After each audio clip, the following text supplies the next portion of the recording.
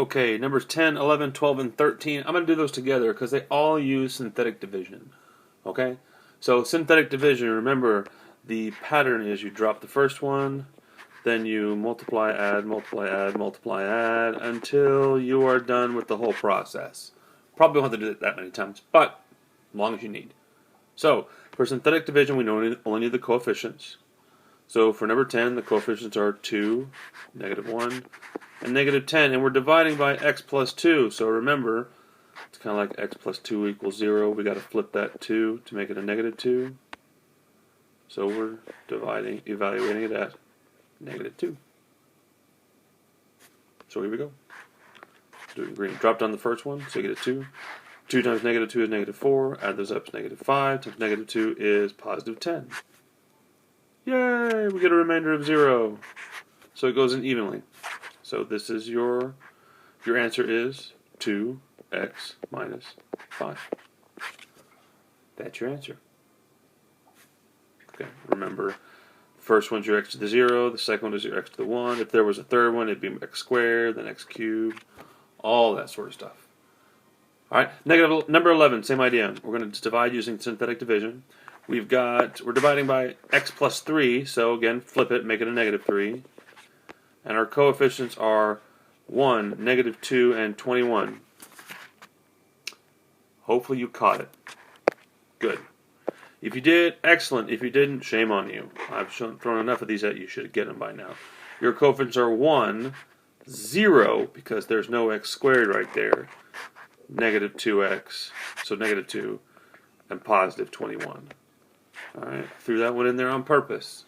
You knew it was going to happen. So, same thing. Drop the first one, multiply, add, multiply, add, multiply, add. So drop the 1, times -3 is -3. Add them up, it's -3. Multiply by -3, that's +9. Add those up, that's 7. Times -3 is -21. Add those up, you get 0. And since we got that, we know it goes in evenly. So when we divide by x plus 3, our answer is x squared minus 3x plus 7. All right, use synthetic division to evaluate a point. Again, we're using synthetic division, so we need our coefficients, 1, 1, -4, and 3. And we're evaluating the point at x equals -1, so we're going to divide by x equals -1. Because it's not a binomial, we don't have to flip it. We can just use the -1 as it is. So, drop it down, times -1 is -1, add those up to 0, 0, -4. -4 times -1 is +4, that's 7. Your remainder is 7, therefore, when x is -1, y is 7.